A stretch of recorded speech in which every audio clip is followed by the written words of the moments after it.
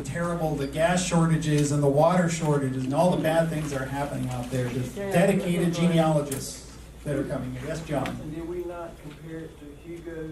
Yes. For those, I wasn't here, for those of you who survived Hugo, I know this is a very traumatic thing to see come here to Charlotte.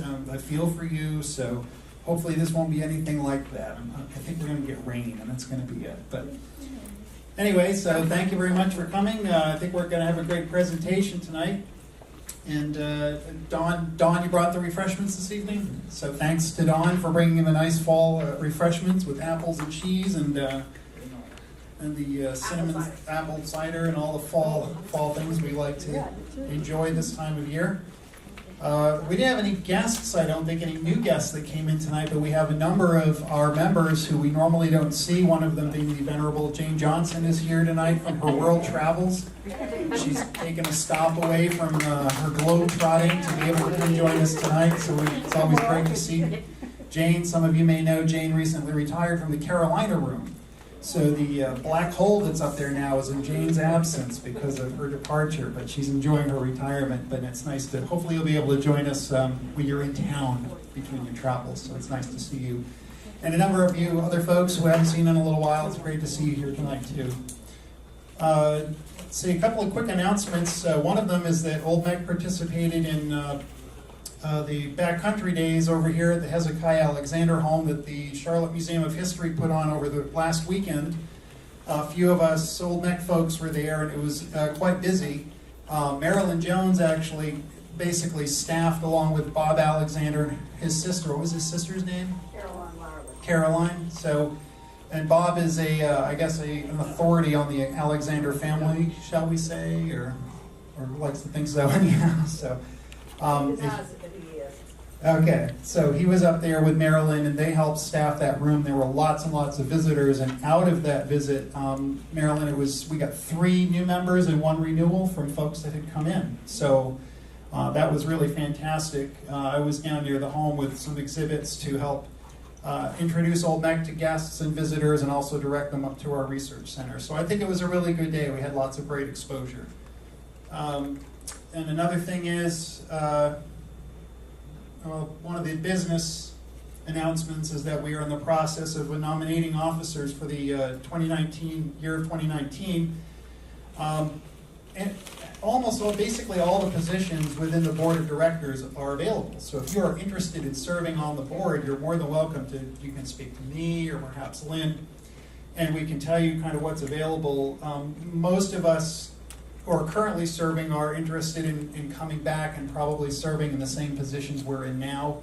But we are specifically looking for a corresponding secretary and a couple of directorship positions on the board. So if there's any interest on your part about that, you can, like I said, see Marilyn, or you can see Marilyn too, or me, or Lynn, and we could probably tell you some more about it. And when that nomination comes up, with the membership will, of course, be voting on that next month. We've got meeting minutes. I was not here last month, so I apologize for my absence, but Leslie was here and she took some notes. So if Leslie, you could come up and just recite the minutes from last month, please.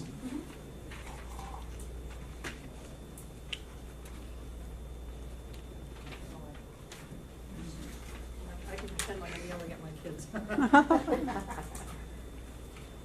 August 8, 2018. The meeting was called to order at 7:30 p.m. with about 25 members and guests present. Minutes from the July 11 meeting were read and approved. It was mentioned that 32 new members have joined the society, bringing total membership to 231. Ms. Susan Michael, a professional genealogist, was introduced. Her interesting and informative talk included tips on when and how to hire a professional genealogist, what to be expected when you hire one, and the cost involved. She mentioned several reasons to hire a professional, including travel distance to look at the documents you need, and the ability to read handwriting in century-old documents. She also said that sometimes you have more information than you think you have, and it just takes someone with a fresh look to find it for you. Ms. Michael also mentioned the importance of having a contract that includes information such as hours for research, what to do if the researcher requires additional time, and travel expenses. The Board for the Certification of Genealogists website has examples of reports and other information pertinent to hiring a professional. Ms. Michael also provided some background for anyone who wants to become a professional genealogist and explained the function of the Board for the Certification of Genealogists, an international organization founded in 2011. She said there are 300 board-certified genealogists worldwide, with 9 in North Carolina. Future meetings and programs were announced as follows. September, Ken Thomas, columnist for the Atlanta Constitution. In October, Jeff Hauser will talk about the influenza epidemic of 1918 and how Charlotte was affected. The meeting was adjourned at 8:30 p.m. Thank you, Leslie. Appreciate that. Make a motion to accept the minutes as read. So moved. So made. Second. Some bad spell check. Didn't catch what I was looking at here. Any other announcements from the membership tonight? None heard. I will turn this over to Lynn to introduce our speaker.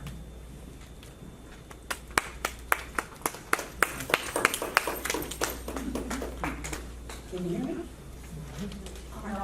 No. Okay, here we go. Got it. Yeah. Got it. Watch out.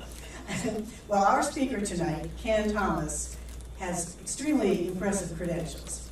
He has been doing genealogy, according to his website, since the 1960s when he was in high school. From 1973 until his retirement in 2006, he was an historian in the Historic Preservation Division of the Georgia Department of Natural Resources in Atlanta, working at the National Register of Historic Places. Through his work on the genealogy of first Governor and then President Jimmy Carter, his genealogy expertise came to the attention of the Atlanta Journal-Constitution staff. And he's been writing a weekly genealogy column in that paper for more than 40 years. That work recently earned him the prestigious President's Citation from the National Genealogical Society, which was presented to him at the National Conference just this last May. He also has a genealogy blog, is a frequent lecturer on genealogy and history. More close to home, he also has Mecklenburg roots. Ken's dad was actually born here in Charlotte in 1921, and while he's here, Ken has done a little bit of sleuthing for some of his other Mecklenburg ancestors, including the Christenberries, who have been in this area since the 1780s, on every census since the beginning. So this is great. He's got really, really deep roots here, and we're glad to have him. Now tonight, you noticed we've had a focus on telling our ancestors' stories throughout this whole year. We've done that through some of our speakers, as well as through Louise's very successful writing group. And Ken is going to kind of take a new aspect of that topic tonight and talk about our family tales that are passed down. Are they really true? How can you tell if they're true? Should you really pass them along to future generations? And if you do, what's the best way to pass them on? So let's hear what Ken has to say. Okay.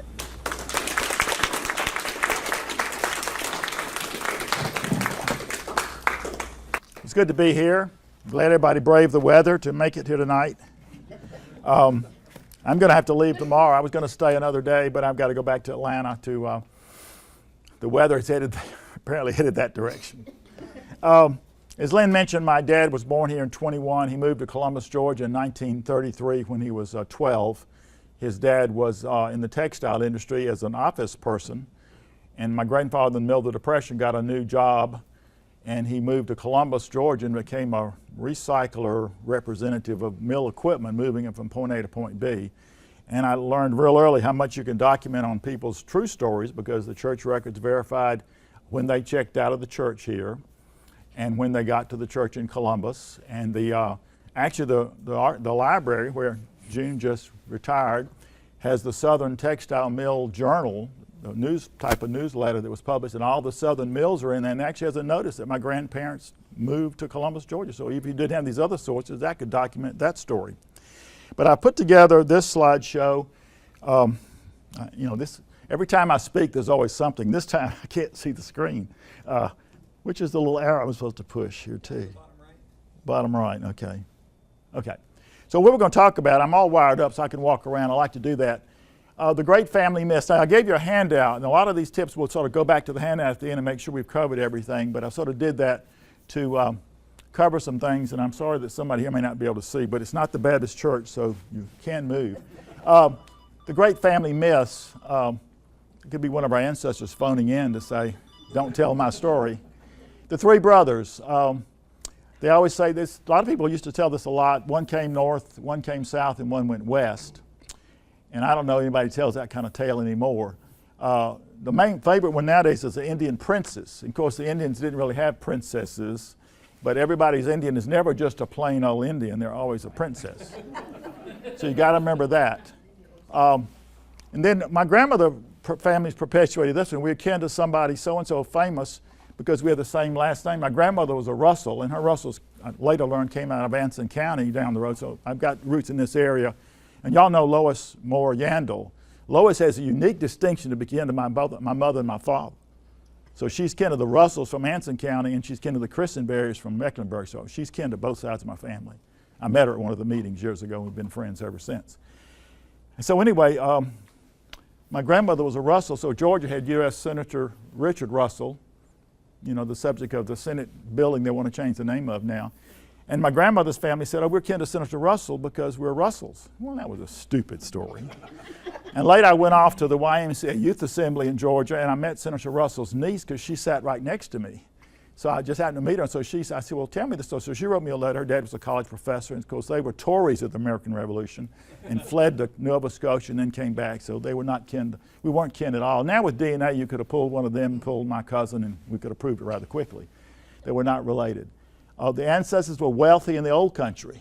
Well, as one of the guys from Savannah said, Mr. Jones, who's a real prominent historian and a German scholar, and his ancestor was one of the first people to come to Georgia when Georgia was settled in 1733, and he said, if my ancestor had anything going for him in England, he would not have gotten on the boat. And he knew that, even though the man's name was Noble Jones, and everybody thought, well, Noble Jones must be a nobleman. He wasn't. But anyway, if you had something going for you, you wouldn't have gotten on the boat and gotten over here. Unless you got a charter, like if you were the fancy people in Maryland got one of those grants, you might have come because you had money. The record's burned, so we can't prove anything. That's a major thing. We've got people in the Georgia courthouses that will actually write letters back when people wrote letters and say, oh, you can't check this because it's burned up. They even wrote a letter where I live in Decatur. There's a letter we got where they wrote somebody and said, our courthouse burned in 1842 by General Sherman, so your records are lost. 20 years before the Civil War. And our family name has never changed spelling. Now, how many people believe their family name has never changed spelling? That's a really famous one. One of my friend's sons just did the Y-DNA test, and his name is Atkinson. And he's got his top 10 matches. It's like 7 different spellings of that name, shorter and longer. And it's clear they're all, I said, as long as you're phonetically in the ballpark in your DNA match, you're home free. But there are all these different variations. We don't know what the real original name really was. Atkinson or Adkins, different pieces of the name. The problem with that problem is the next man down has a totally different name, so he's really out of the pocket. He has a whole different name, and I saw him the other day and I said, sir, we need to have a conference. Because your DNA is showing there's something really amiss in your roots. And he's a very prominent person, but he's not who he thinks he is. Okay. So let's see what's next. A story can hinge on a word. Now, this is my friend, the same friend Jack Atkinson I mentioned about DNA. He had a letter from his aunt because we were roommates in college, and I remember him writing his aunt because his grandmother had made up this story about her father. She actually took the name, and even on her formal wedding announcement, she used the name of her stepfather as her formal name. But when they wrote her aunt, the lady made a letter, and she wrote a little narrative, and that's why just because somebody writes it out, you got to be careful you're reading the words probably. So she said that the lady divorced her first husband, separated from her second husband, divorced the third, and widowed by the fourth. His great-grandmother was married 4 times. So the point is, which one creates a record? Which one can you really prove? So probably a lot of these stories hinge on what can you prove? What can you really zero in on and say, well, this could be a fact or not a fact? Well, the divorce was in Pennsylvania where they didn't really have divorces. So we've never found that divorce, but the lady did remarry, so she must have got a divorce somewhere, but we never could prove it. Separation normally doesn't create a record. So these people legally separate, and nowadays you might go to the courthouse if you're a movie star and legally separate, but back then they didn't. And then this man actually died before she divorced him, so that got rid of him. And then she married the third man, and she was already got rid of two husbands, so she did divorce the third husband. And this old man she married the fourth time, she survived him and all like that. But that's the point. The words, like a lot of people just say, oh, they separated, meaning they divorced. But you got to think about what the legal term is, and divorce is a legal term creating a record. So when you say people split, you've got to make it. And so when you're reading a story or hearing a story repeated, you can't. I used to work with the Georgia Historical Marker Program, and part of the things in the handout is when the words are there, some people say, oh, let's just cram it on a marker. Well, let's get it down to a postcard. And I said, but every adjective matters. If you're the first in your county or state to do something, but if you change the adjectives, you're messing up the story. And so a lot of these words matter. And in this story from his great aunt, it did matter what she was saying. Which one created a record could be proven, or at least could look for a record. So you've got to be very careful as you repeat the story that you don't just modernize the words. Is your story written or oral? A lot of times lately when I've gotten a story from somebody, I've said, would you write me a letter about that? So could you put it down in your own, even though I've written it off, taken it off the phone and written it down in my own words, I've changed something by scribbling down my notes or typing up a memo later on. So when the person's writing it, or you're hearing this story, or you're reading it in a book that got published, did they have any real personal knowledge of what the story was about? Did they live in that person's lifetime? Was it something they personally witnessed? Compare the dates of their life to the event and the person they're talking about. And if they couldn't have known it firsthand, then from whom did they obtain it? Sitting on grandmother's knee, grandmother sort of whitewashes the story. A lot of my North Carolina ancestors never got married. They still had children, so the way the stories sort of seeped into the family is important. My great aunt Julia, who was here in Charlotte, she died about 1996 when she was 92. I'm going to show you the letter in the next slide. She wrote me a letter in 1964, and I thought she was a pretty old lady at age 60. You know, she was my grandfather's sister. Well, if you're only 15, your grandfather's sister is a pretty old person. You know, even though my grandfather was long dead, so there was nobody to compare her to. She wrote this letter at my request, and that's how I began my genealogy work when I was in high school. And she typed it up, so it's very clear. But was it true? Now, if your great aunt writes you a letter, of course it's true, right? It's your great aunt, the senior member of the family, the only member of that generation left. You're supposed to, I came up to Charlotte after I got out of the Air Force in the 70s. I would come up here just about every summer, and I visited her, chatted with her. And and later when I found out the truth, and I asked her about it, because it related to her mother, this is her mother, she didn't want to defame the character of her mother to the fact that her mother had children without being married. She wasn't legally married. She might have had some kind of arrangement, but she wasn't legally married.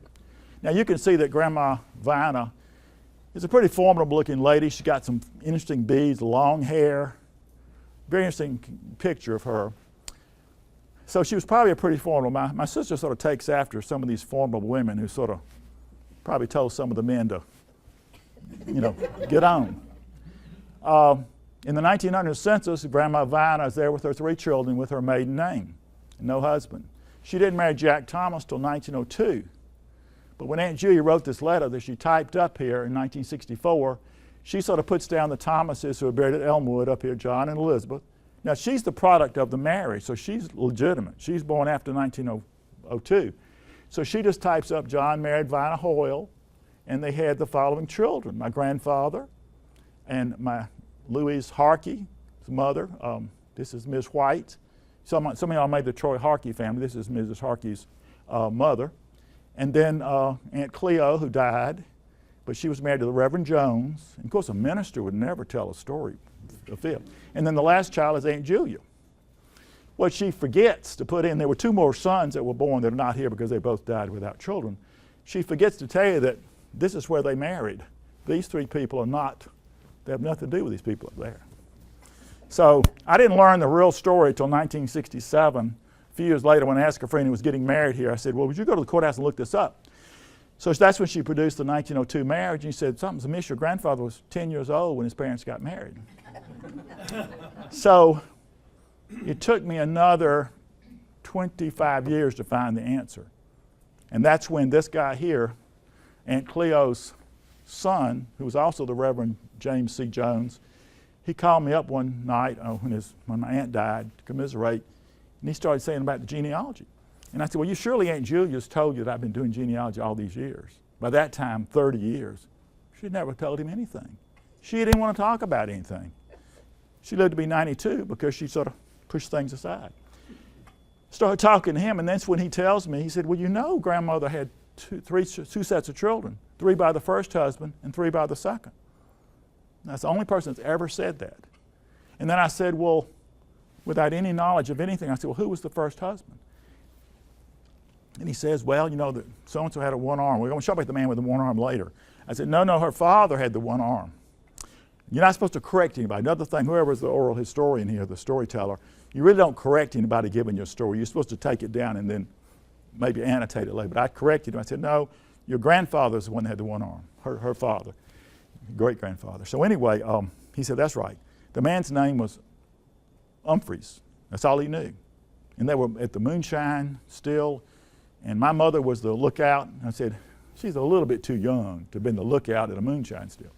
But he also mentioned a geographical point over near Burke County, where they were from, over near the Shelby area. And he said they lived at a place called Carpenter's Knob. So that night, and you know, when you've been waiting on a story and it finally arrives, it's not supposed to happen on a Monday night. It's a Monday night, so I get on the phone, I call cousin Ruth Hoyle, who was a cousin of my great-grandmother's, and I said, Ruth, I'm sorry to call so late, but have you ever heard, she said, I've never heard of anybody named Humphreys. But she said Carpenter's Knob is on the other side of the family farm, because she still lived on the Hoyle family farm. So Carpenter's Knob, which this guy had never been to, certainly my father had never been to it, it was a little place that she knew where it was, on the trade route going north from one county seat to the next. So that's how that story came about, just by the chance of a phone call. Now later on, DNA proved the Humphrey story. There's no paper, there's no interaction how these two people ever met, but the DNA has proven it without any problem at all. But back in 1990, we didn't know about DNA, so that would have been, and my Y DNA is the Humphreys DNA that we talked about.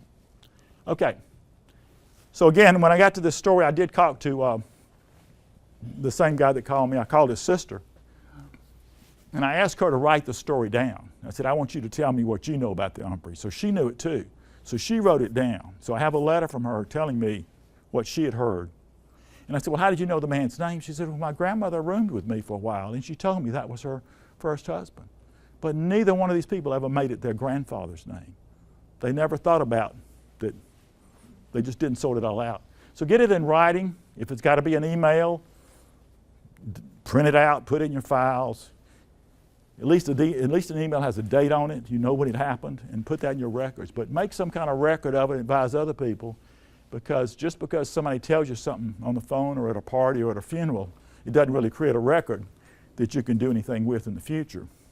If nothing else, write your own memo and document exactly how you heard it. Now this is a family Bible, which is one of our great sources. And this story is sort of bits and pieces. I actually found the Bible when somebody posted it on Find a Grave. You don't think about finding a Bible on Find a Grave. And it was a guy that I knew, and these are not his relatives, but he just happened to go to a family graveyard in Columbus, Georgia, where I live, and he wrote down the graves, took pictures, and he went up to the house and knocked on the door. And they said, well, glad you're here. We've got the Bible. Well, I had never found my Revolutionary ancestors' date of death. Now, we knew approximately when he died, but here it is in the Bible. John H. Pickard, the father of Silas, it was Silas's Bible, departed this life June 1843, aged 83, 86, well, whatever. No, the day was June 6th, okay. Revolutionary. That's the only documentation we have that he was a revolutionary soldier. I haven't proved it. I could get an SAR on him if I did. But the other part of the Bible told me is up here with Nancy. So the Bible is supposed to be our record, right? It's supposed to be accurate. Well, they got the wrong date of death for Nancy because we have an obituary for her from the newspaper. That's got to be more accurate than the Bible because that was printed at the time of her death. So again, you got to take the Bible with a grain of salt. When did they write it? When did they publish the Bible? Was this written at the time it happened? All the other dates match. All these other dates match other records. And they somehow they just missed their mother. You notice how they didn't bother to put the mother's maiden name down?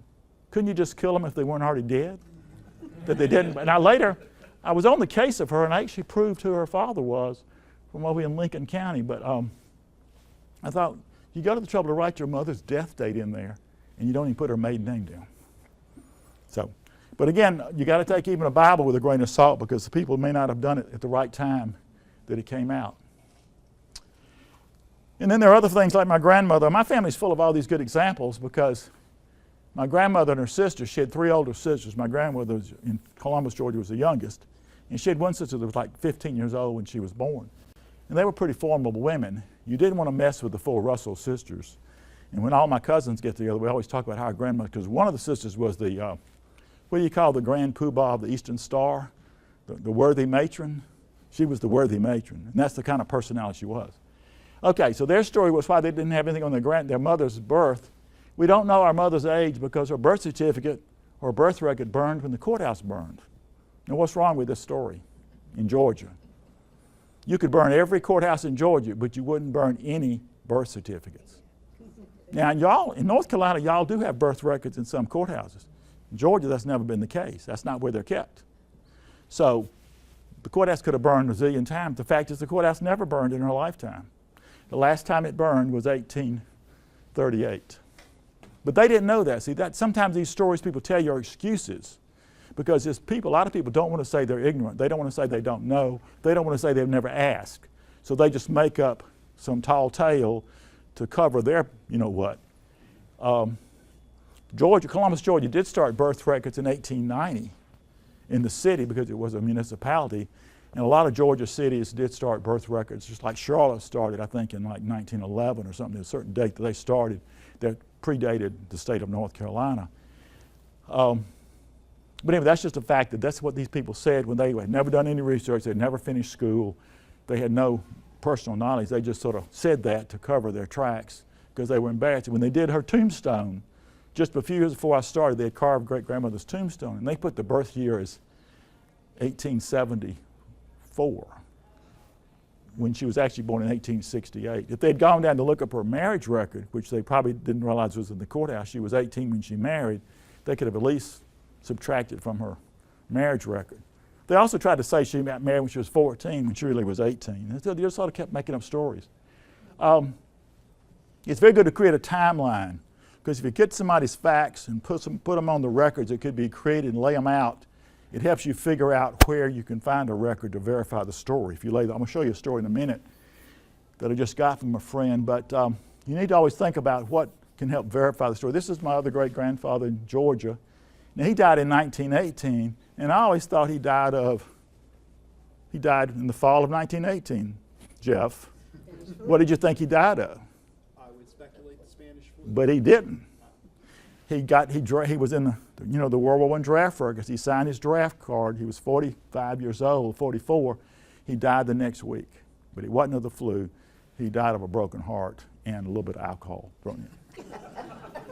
But essentially a broken heart. His son had died of a snake bite. He thought he was responsible. But see, I thought for a long time because he died in the fall of 1918 that he died of the flu, but he didn't.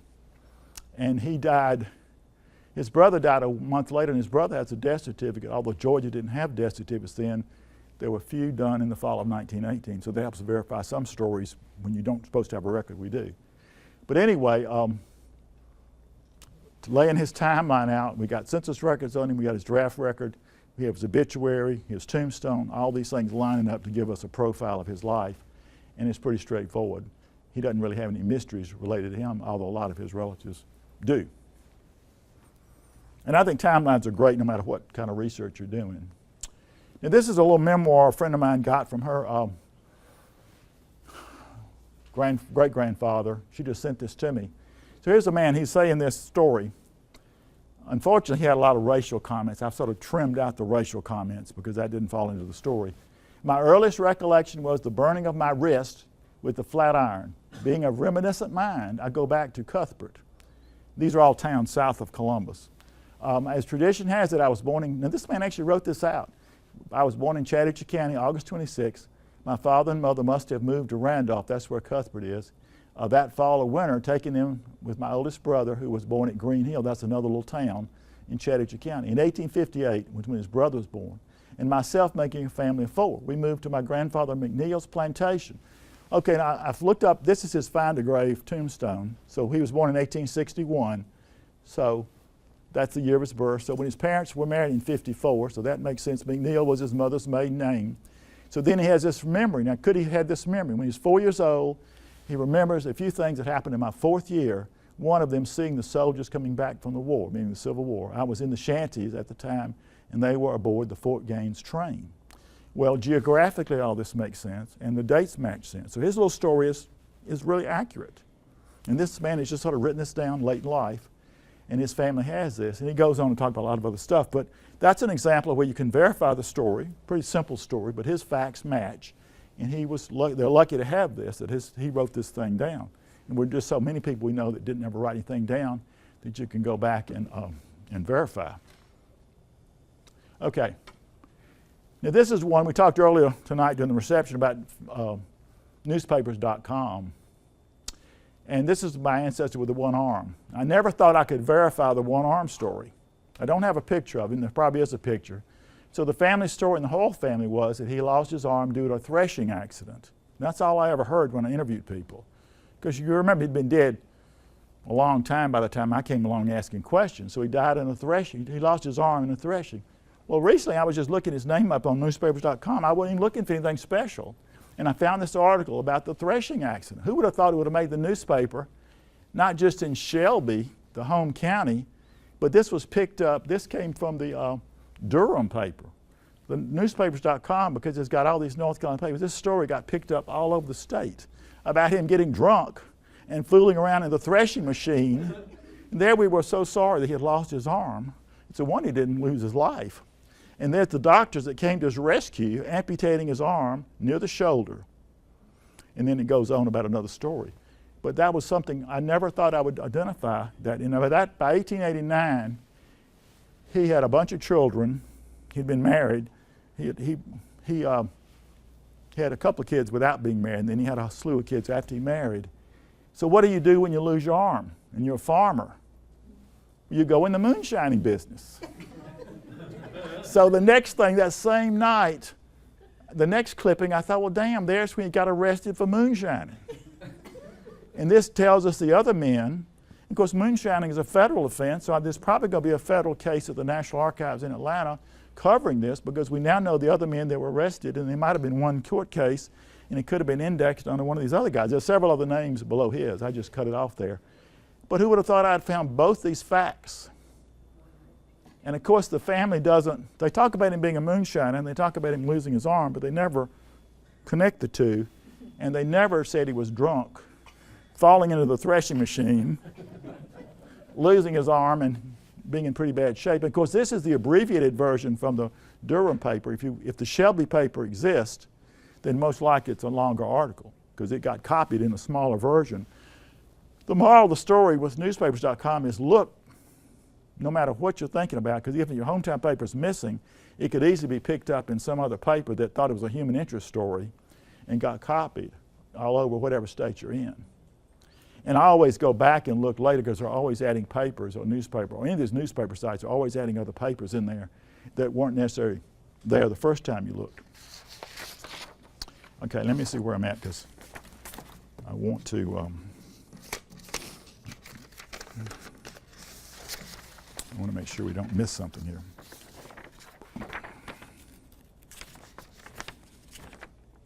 Okay. So I went to a lecture last fall by the president of the Georgia Historical Society. That's the chief executive officer. And what he brought up in his talk was memory versus history. So memory It's what you were told or were passed down. So family stories are memories. It's what we've been told and we're passing it along, and we try to figure out whether Great Aunt Susie knew what she was talking about. We had people in Columbus, one of our relatives didn't like the fact of divorce. So she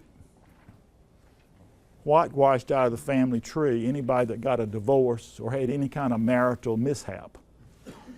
And she actually had one family that she had this one woman down, and her name was Flossie Kilpatrick, and she said she didn't say anything about her. She had typed it all up, and we got this long after she was dead. She was one of the people I really disliked. She slammed the door on my face because my great uncle had gotten a divorce in 1911. She was still carrying that grudge, or maybe she was carrying a torch for him as late as 1960 something. So we looked at her papers, and Flossie Kilpatrick. So we thought, well, and then the next person down said, this person here has had a child and the mother died, and this is the end of the line of that family. So I went to the NGS meeting that year, and I met a lady from this small town where this little baby was supposed to be born. And I asked her, I said, can you look around and see if there's anything announcement about this baby? And she said, I went to high school with that girl. So she said, I can find her. So she found the girl that was the baby in the 1930s. So one of my cousins who wants to tack down every little piece of the family tree, and that's another moral of the story, always follow every little thing and make sure you got it, because you just can't assume that it's right. So we tracked the lady down. He went to see her. And she said, well, you know, I don't have any children. I've married, I have no children, but I am the end of the line now. Even though in the 1930s, who would have thought I was the end of the line? And so she said, well, I've got some things here to show. So she showed him her baby book. Okay. Now remember, this is her great aunt up there that's the end of the line. Nothing was written about Flossie. So John's looking at the baby book, and there's a little card in there when she was born from the mayor of Savannah, Georgia, and said, congratulations on having the baby, Thomas Gamble, Uncle Thomas. Now this man, Thomas Gamble, is well known in Georgia. He wrote all these books. He wrote books about the American Revolution, the Silence of Dutch Independence. I mean, I knew, but he was in the Dictionary of Georgia biography. He was on my shelf. So I pulled the book out. I said, and who was Thomas Gamble married to? Flossie Kilpatrick. So why did she erase her from the family tree? Moral indiscretion. Flossie took the vapors and went up to Asheville and hung out up there in one of those places, you know, where you went for your health. And left her Catholic husband in Savannah as the mayor without having a proper moral situation, so he couldn't divorce her and he couldn't date. So he had his eyes set on the city librarian. Sorry, June. So the librarian and he would go around to social events, and they took the head of the historical society with them, another lady. So they were a threesome all the time, so he could court the librarian, but he never could divorce Flossie because she was hanging out in North Carolina. If you didn't know the story, when Flossie and Mr. Gamble finally died, they're buried right next to each other. So it wasn't the end of the line at all, because he wrote a book. He wrote a family history, and he's got my ancestors in there. And he actually interviewed somebody. But because that lady, the wicked witch, Louise, was the lady didn't like any moral, because she didn't like the fact that they were not able to divorce, so she just erased them from the family tree. So we don't like her, even though she's long dead. So that's what the memory is what's passed down. The history is what you can prove. That's why we call ourselves family historians, because we're trying to prove the facts, document the stories, and get away from some of the memories that may or may not be accurate. One story I've got that I'm trying to publish, the Upchurch family that went to Texas in 1865, and this little pamphlet. And I got this when I was in college. Y'all are familiar with Atlanta, with Lake Lanier. It's just north of Atlanta. And when Lake Lanier was created in the late 1950s, they moved the tombstones but kept all the bodies in the ground. So the couple that went there, my Snelling's relatives, they went with their mother, Ms. Upchurch, to Texas. When they died, their tombstones had been moved, but they're still in the ground underwater. A lot of people don't realize that. They just didn't move them. Anyway, one of these people in the late 1940s, finally at age 90, wrote the story, and she typed it up and printed a little pamphlet out of it. So this is a wonderful book that this lady in her late life had the story. So the question is, how much of her story is accurate? So I've had it scanned, and I was going to edit it and all. And luckily, 2 Bibles showed up We have a Bible where she got baptized in Texas, so we know when they got there. And one of her in-laws was a medical doctor. And he would write letters to the medical board saying, we're in Texas now. And then the next letter that's in print, which I've all found on the internet, the little journal is this sweet little thing, this lady writing it as an old lady, but remembering as a little girl. We're crossing the river on the way to Texas, and all the bridges were out because of the Civil War, and somebody died on the way, and they buried them on the side of the road. But if they went in between census records, so you would never know they went to Texas because they got back in time for the 1870 census. So there's no record of them going except this little journal. So she gets out there, and the doctor, he's the only person in Gone with the Wind that's a real person, her uncle. Everybody else is made up, but Dr. John Steinbeck Wilson is the real person, and he was the one going out there. So he's a prominent person. So anyway, his story is, the next letter to the medical journal is, I'm not sure why I'm here. I'm at the end of the earth. And so next thing you know, they've come back. And so the rest of her journal is their journey back. You know, and she says, oh, it's much better coming back. We're taking the train. We're getting back to Georgia. So it's a sweet little story, but we have been able to pin down a lot of the facts. And if you're going to print this story, you've got to sort of chronologically rearrange it, because the girl was young, and she wrote it as an old lady, maybe from some notes she took down as a child. But it's a great way she put the family story down in a booklet that's there for all time. And that's why I want to reprint it in a genealogy context, so we'll have it fully documented from everything else. All right. Now here's my Christenberry people, because I want to throw this in. And then we can have some of y'all's stories. I was telling somebody earlier that I had a vision from Alma. This is my grandmother's double first and second cousin. You know, a lot of families, part of the family story is, how did you meet your spouse? How did your ancestors meet their spouse? And there are all kind of stories. And sometimes we don't know. But where was I going with this? I'm not sure now. But Alma Christenberry Henderson, her grandparents were double related. Her grandfather, Christenberry, married his stepmother's sister or aunt or something. Anyway, they're all double related. The DNA is coming in all kind of which ways with these people. But Alma wrote me letters, and I thought she was old back then, but I'm older than her now. And she was a sweet lady. She wrote me some letters. And I was asking who was William Christenberry, my ancestor's first wife, so she said her name was Fanny Holt. But this is how she did. These are the two letters I got from her. In this first letter, she's calling her Mary Holton, and that was in January of '68. So I've got it in writing. It's not written out in narrative form, it's just her little outline. And then in April of '69, she typed it up. So she puts her name as Fanny Holton, born around 1805. I think she looked at the census by this time. And that's another thing that can color some family stories, is when people start looking up the records. Because you really want a pure family story before anybody's done any research. Because some of the problems is when the DAR and others started publishing books in the early 20th century, some people were incorporating that into their family stories, saying they muddied the waters. Alma did go to the courthouse. She looked up some of the marriages and all. But when she typed this up, she put down Fanny Holton. So before I could get any more out of her, the next letter came from her daughter saying, oh, by the way, Mother died last summer. So she was gone. And we did visit her grave yesterday at Asbury Chapel Methodist Church. So what is the source? Well, this summer, I've been able to prove that the first name Fanny is correct. Through one family Bible and one second marriage, there are two sources that verify the lady's name was Fanny. But is it really Holton? So, as part of this trip, we started thinking more about Dr. John Brevard Alexander, who's got reminiscences. He did 3 books, and he lived near these Christenberries. So it's odd that somebody's not a family person, but it turns out that he knew these people. He was born in 1834. He refers to my ancestor Christenberry as Old Billy. Well, Old Billy's got to be older than you to call him Old Billy, so he's a generation older.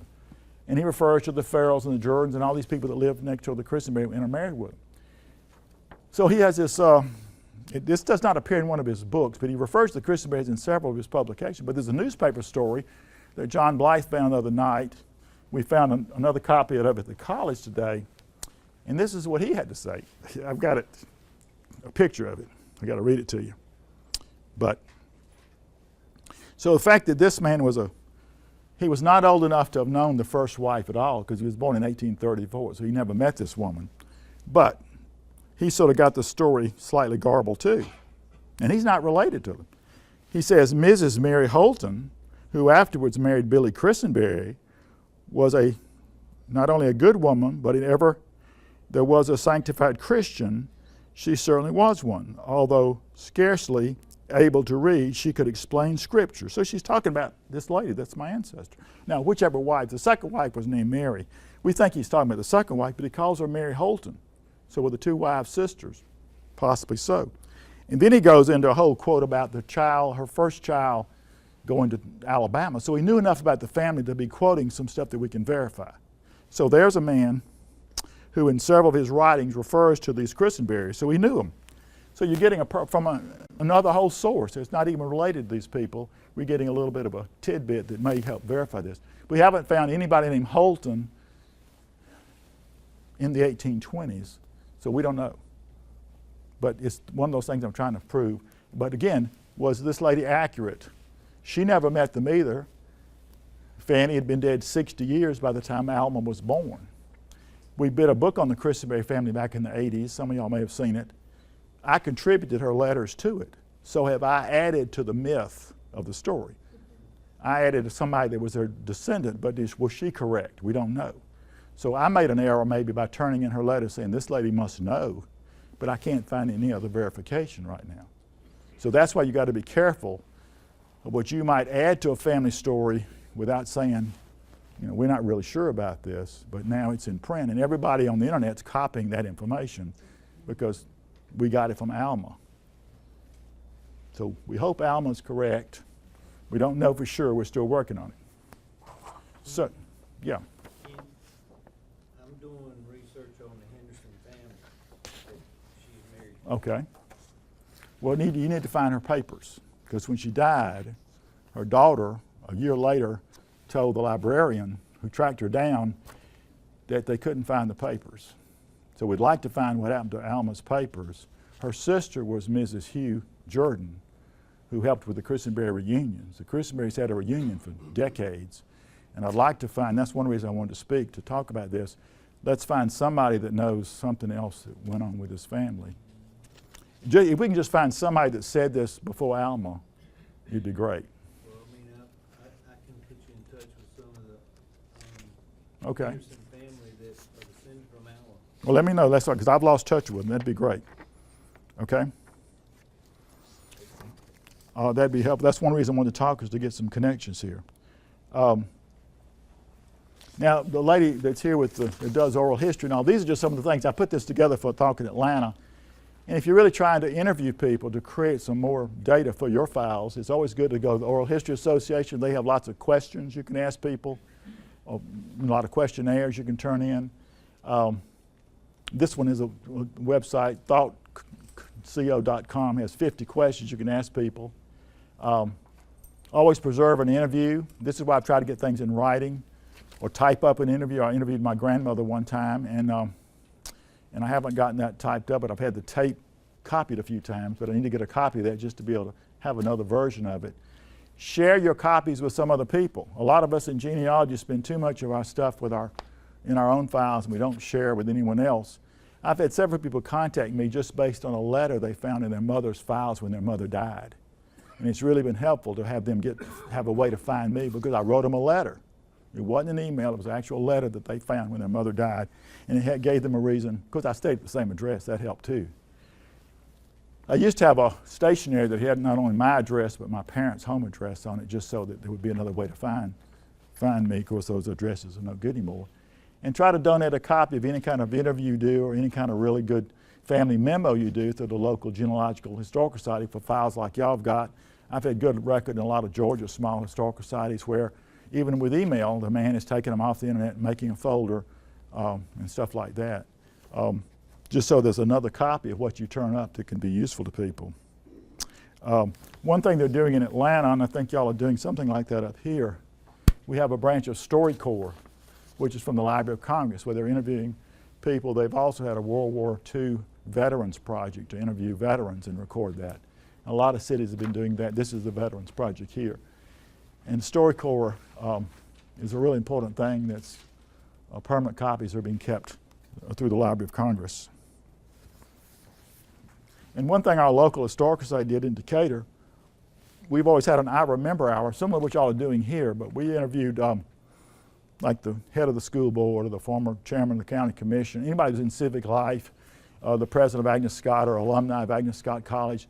And all these are called I Remember Hours, and they've all been digitized now, and we've had transcripts of them done too. We have an expert transcriber that's working with us, and we have hundreds of these things that were done as a civic thing, like a lunch and learn once every month or so.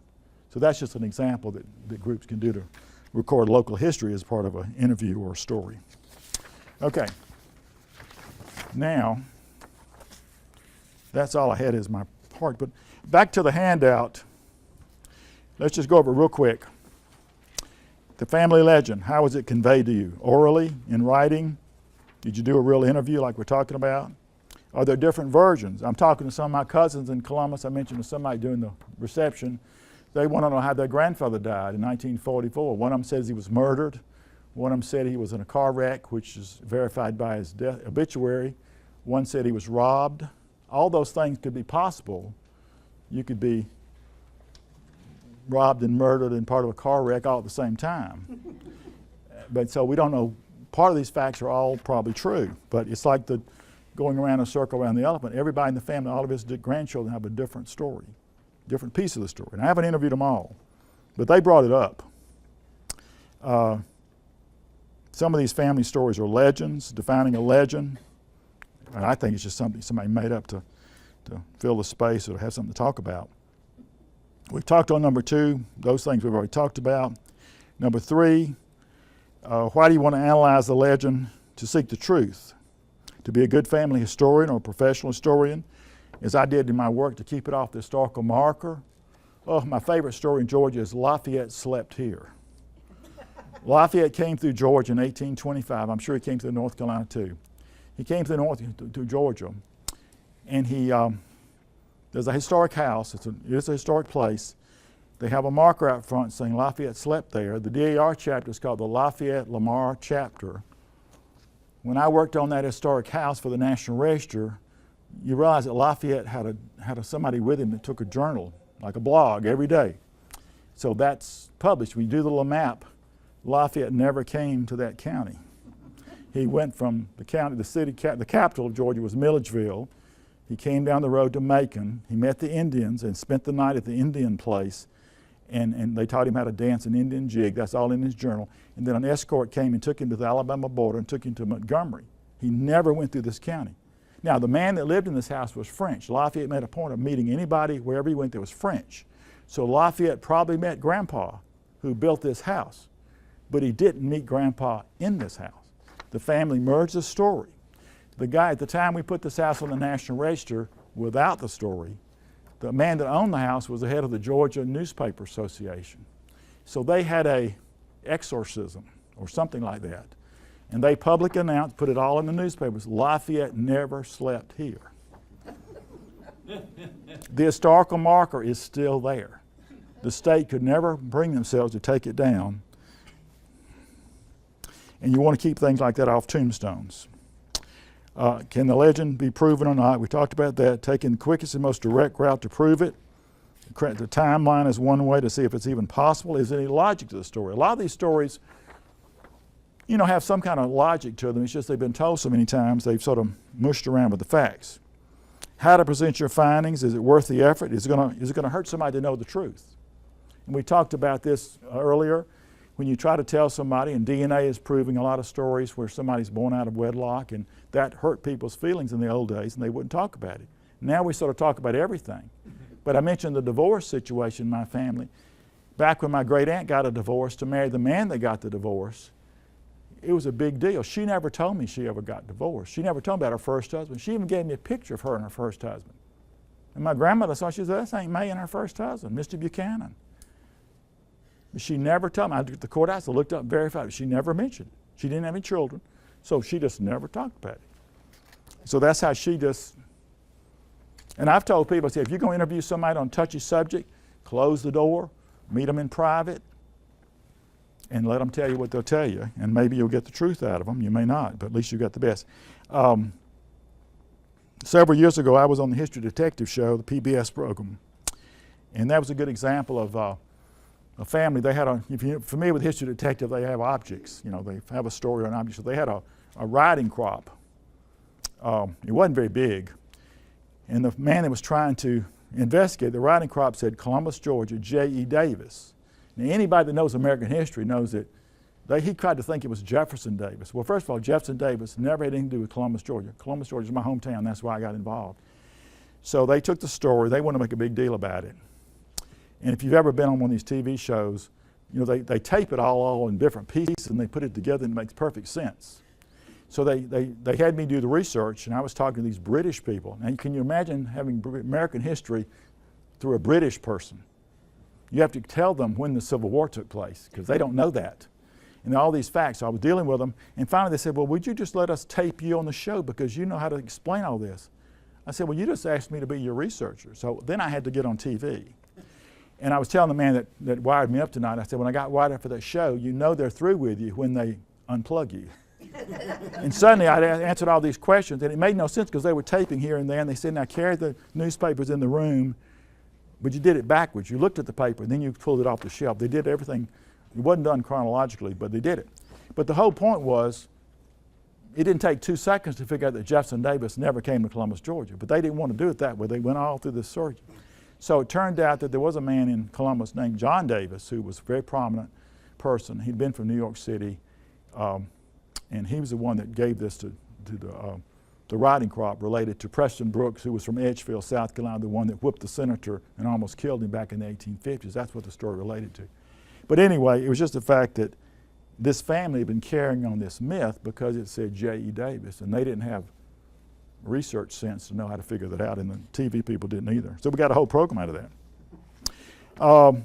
And I've got other examples in my family. One of my favorites that I've not written up yet, I discovered a letter in the newspaper where this girl, who was an old lady by that time, mature woman, and she said all her life she had no father because he died at Gettysburg. And in 1907, he wrote a letter to the editor. And he said, I'm trying to find my daughter, Bessie Lou, because I haven't seen her in a while. I happen to have gone to Honduras after the Civil War. And all this time she thought he was dead. And so her mother applied for a widow. Her mother never applied to be a widow of the Confederate soldiers because the mother clearly knew something. She never applied to be a widow's pension, but the father showed back up 40 years after Gettysburg. And the girl went to see him. In the next article in the paper, she said, I took the train, or her husband went to see him, but what do you do when you think your daddy died at Gettysburg? And he shows up in the newspaper. I've already mentioned the Lafayette story and the riding crop story. And then, anyway, one of my relatives claims her ancestor was a college professor. And I thought, if you're the college professor, what's your son doing running a cotton farm in South Georgia? So a lot of stories don't make sense. I never figured out why they thought he was a college professor, because nobody in that family was ever educated enough to be a professor of anything. But that was a story they wrote me in a letter. Again, the oldest relative wrote it. You believe her until you realize it made no sense. Okay, do we have any time to have audience participation? Does anybody have a good yarn to see what we think of it? I was going to ask, can you back up to those websites? Yeah. I did not put them in the handout. I should have. There they go. Yeah. And I did this last fall, so they were valid a year ago. I assume they're findable. Yes, ma'am. Can you give me some pointers on how to, if you've run into people who don't want to call you back or write you back when you've written letters saying, I think we might be related, and have you ever had that? Oh, yes. I've often thought about... Have you written them again saying, now, if I'm doing an email... I really am a nice person? Well, sometimes a man writing a woman or an email, it's better to have a woman write a woman. I think that's one way to do it, at least get the overture going. I've written some emails related to DNA and said second request. And then they come up with some excuse. Oh, I don't look at my email very often. I have one friend that has 4 email addresses, and his DNA is in the 3rd category, which means he rarely checks if anybody writes him. So that's rude. But that's how he sorts out his email. So you got to accept any excuse anybody gives you. Well, these are not emails. I know. I've actually looked them up, like going on Find a Grave. You could send them a Trying to certified letter to see if they'd sign for it. At least you know they got it. That's true. You could call there. You could track that. Now, most states now have the voting registration online and the tax records online. You could track down the next door neighbor and ask them. You may get through to the next door neighbor and say, what's wrong with the next door neighbor? Why can't they call me up? I've often thought if somebody walked off with the family Bible that I would take them to court over something like that. I've never done it, but that's one of my passions is people that have the... One of my friends in Columbus, one of my mother's friends, the lady did a whole book on the Pope family, and she had her father-in-law in the back bedroom, and when he died, they found the Bible under his bed. Now, how she let her father-in-law move in, who had to be decrepit to move in her house, and didn't know he had the family Bible in a box under the bed. But he was already dead, so she couldn't shoot him at that point. He was already dead, but it'd be pretty rough. Some other thoughts. I've got some letters where people have written things, and he's sort of summarizing all the story of everybody, what's happened to everybody. And one of the people I have never figured out what happened to her, but clearly he was telling his uncle in 1907 that his niece was dead, his first cousin / niece. And I don't know how to prove that, but he didn't use her married name. See, he's referring to everybody by their maiden name. And one of my stories I didn't tell, and I didn't pull it out, but one of the things when I got started in genealogy was a few years after my great-grandmother died. But my mother had interviewed her on her deathbed. But my mother, interview techniques, she used the DAR form. And she just went on the chart. So she asked her grandmother who her mother was. And so she put down the name Eliza Wilburn. And then she must have asked, now the question would be, who was your mother's mother? But she must have said, well, who was Eliza Wilburn's mother? But that was also her aunt's name. So the answer turned out to be, after years on my family tree, the answer turned out to be the aunt's mother, because the aunt's married name was Eliza Wilburn. And you don't call your mother by her maiden name. Now, genealogists might, but an old 92-year-old lady on her deathbed, if she hears it all, she hears, who is Eliza Wilburn's mother? She clicks in her, to be that old and remember, she gave her aunt's mother who she knew, apparently, because I found her in the census later on. So I had that lady on the tree for years, and I realized that's not my relative. That's the aunt's mother, not even kin to the aunt. Peel her off the tree. So you just have to understand, but the point there is we don't know the questions, we just know the answer. We can guess the questions and we know where it went astray because of the answer. And you sort of interpret that. It's better to have questions written out, do a questionnaire and have people write things in so you know what you ask them and you know what the answer is. So if you get it in your files, you sort of know that. But that's another one of my favorite off-kilters. And a few years ago, I met a lady over in Stanley County, in Albemarle. Some of y'all may have known her. She was a Ms. Osborne, A-U-S-B-A-N-D. She did this big book on the Biles family, and she had my ancestors in there, and I thought she was accurate because she was the older lady. She'd written the book. She was the grand dame of people over there doing research. So I put all that on the family tree. And then a few years ago, I realized when I went back and tried to research it that she had got the two wives crossed. And I had to scrape out from the Revolution on down this one whole off because I was able to prove it right away what the answer was, but it's just unfortunate. Of course, everybody's got that posted everywhere because she was the authority. And to get something like that corrected nowadays with the internet, it's almost impossible. All you can do is post it on your various places and put your footnotes or put it in the quarterly of that group and your group and document things so the future generations will know the truth. Okay, this has been fun. I hope y'all enjoyed it, and it'll be on tape, and hopefully other people will see it too. Yes, sir. Quick question, when you say that with the internet and people publish some stuff, they'll take your stuff and publish it all over too, and I mean, other than you say just correct it, put it out there, so that hopefully they'll come across yours. That's all you can hope for. Some things that are wrong are just wrong forever. People aren't going to believe you even if you prove it to them. And the older the book is, the more they believe it's gospel. Oh, exactly. I think that was in something I said the other day, maybe not tonight, but I did that in the newspaper the other day. That was supposed to be one of the first things about a published book. Everybody's going to believe that this is a published book. And a lot of folks, I have one more tell you.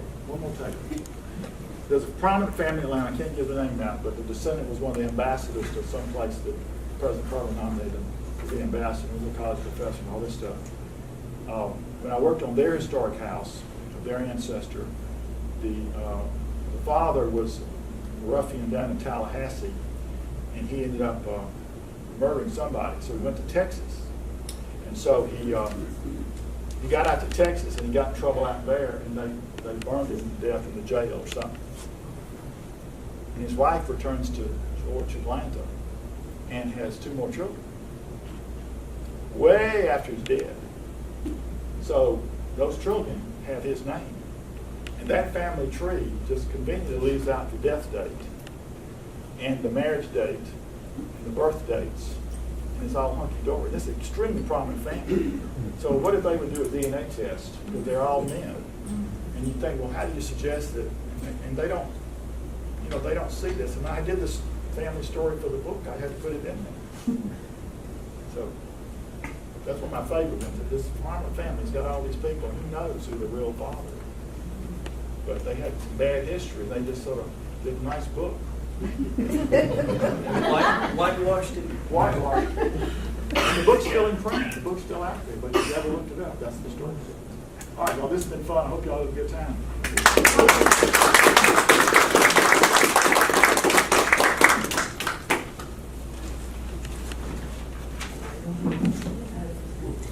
Thank you, Kim. That was really fascinating. I think we all got a lot of good pointers, and probably a little more skepticism, so we kind of listen to the stories with a grain of salt from now on, and think about how we might want to present them in the future. But that was really interesting, and I think Ken will probably answer questions personally if you have something to ask him afterwards.